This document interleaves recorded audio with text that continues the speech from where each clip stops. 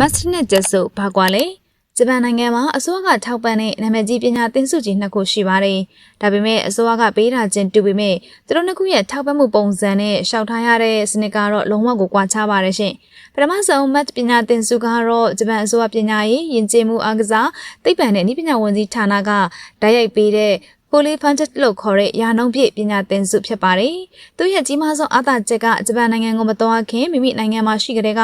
ဂျပန်တန်ယုံဒါမှမဟုတ်တက္ကသိုလ်တွေကနေတက်ဆင့်ကြိုတင်လျှောက်ထားရပြီးတော့အဆင့်ဆင့်စာမေးပွဲတွေအင်တာဗျူးတွေဖြေဆိုအောင်မြင်မှဂျပန်ကိုသွားရတာဖြစ်ပါတယ်။မတ်အောင်မြင်ပြီဆိုရင်တော့တက္ကသိုလ်ကျောင်းလခအားလုံးအခမဲ့ဖြစ်တဲ့ပြင်မိမိနိုင်ငံကနေပြီးတော့ဂျပန်ကိုသွားမဲ့လေယာဉ်လက်မှတ်ခနဲ့ကျောင်းပြီးသွားလို့ပြန်လာမဲ့လေယာဉ်လက်မှတ်ခတွေကိုပါအလကားရရှိမှာဖြစ်ပါတယ်။ဒါတွေမကသေးပဲဂျပန်မှာနေထိုင်စားသဖို့အတွက်လစဉ်အသုံးစရိတ်ထောက်ပံ့ကြေးကိုပါတင်တဲ့အဆင့်တန်းလိုက်ရန်3သိန်းကျော်ကနေပြီးတော့3သိန်းခွဲနှိပါအထိကိုပွဲမရမချင်းရေရှည်ပုံမှန်ထောက်ပံ့ပြီးသွားတာမို့ကိုဘကနေပြီးတော့ငွေကြေးစိုက်ထုတ်စရာလုံးဝမလိုပါဘူးရှင်။ဒါကြောင့်မလို့လေကမ္ဘာကျုံဝင်းကကျောင်းသားတွေကြားမှာတော့ပြိုင်ဆိုင်မှုအလွန်ပြင်းထန်တဲ့ရွှေရအခွင့်အလမ်းကြီးတစ်ခုဖြစ်ပါတယ်။ဂျပန်မှာရှိတဲ့ JEXO ပညာသင်ဆုကတော့ဂျပန်ကျောင်းသားဝန်ဆောင်မှုအဖွဲ့ကပေးရတာဖြစ်ပြီးတော့များသောအားဖြင့်တော့ Postal Funded လို့ခေါ်တဲ့ဒစိမ့်တစ်ပိုင်းထောက်ပံ့တဲ့ပုံစံမျိုးဖြစ်ပါတယ်။ Match နဲ့မတူတာကတော့ဂျပန်မှာကျောင်းတက်ဖို့အဆင်သင့်ဖြစ်နေတဲ့သူတွေဒါမှမဟုတ်ဂျပန်ကိုရောက်ရှိနေပြီးသားဖြစ်တဲ့အိတ်စိတ်ကျောင်းသားတွေအတွက်လစဉ်နေထိုင်စားတောက်စိတ်တက်တာအောင်လို့ကိုကြီးထောက်ပံ့ပေးတဲ့သဘောမျိုးဖြစ်ပါတယ်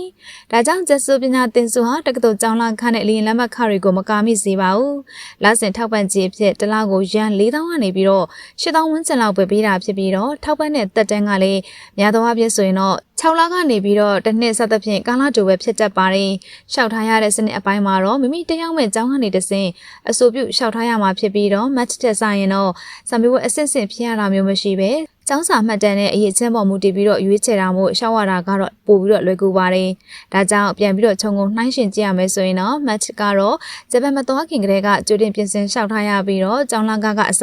လေရင်လက်မခအစုံအိတ်စိတ်စရာမလိုအောင်အပီးစီကိုတာဝန်ယူပေးတဲ့ဘဝပြောင်းလဲစေမဲ့ပညာသင်ဆုကြီးဖြစ်ပါတယ်။တစ်ဖက်မှာတော့ JEXO ဆိုတာကဂျပန်မှာကျောင်းဝင်ခွင့်ရပြီးခါစားဒါမှမဟုတ်ကျောင်းသွားတက်နေစဉ်အတွင်းမှာမိမိရဲ့လစဉ်ကုန်ကျစရိတ်ဝန်ထုတ်ဝန်ပိုးတက်တာသွားအောင်ပြည့်စွက်ရှောက်ထားရတဲ့တွဲဖက်အထောက်ပံ့ပုံစံမျိုးဖြစ်ပါတယ်။ဒါကြောင့်ကိုအခြေအနေပေါ်မူတည်ပြီးတော့ငွေကြေးအပီးစီထောက်ပံ့မှုလိုချင်နေဆိုရင်မတ်အရေးအချင်းစစ်စာမေးပွဲတွေအတွက်ကြိုတင်ပြင်ဆင်လျှောက်ထားတင်ပြီးတော့ဂျပန်မှာကိုပိုင်ကျောင်းစင်းနဲ့ကျောင်းတက်ဖို့ပြင်ဆင်ထားရင်းနဲ့ကုန်ကျစရိတ်တက်တာခြင်းနဲ့ဆိုရင်တော့ JEXO ရဲ့ထောက်ပံ့ခြင်းအစီအစဉ်တွေကိုတိကျလေးစုံစမ်းလျှောက်ထားတင်ပါတယ်ရှင်။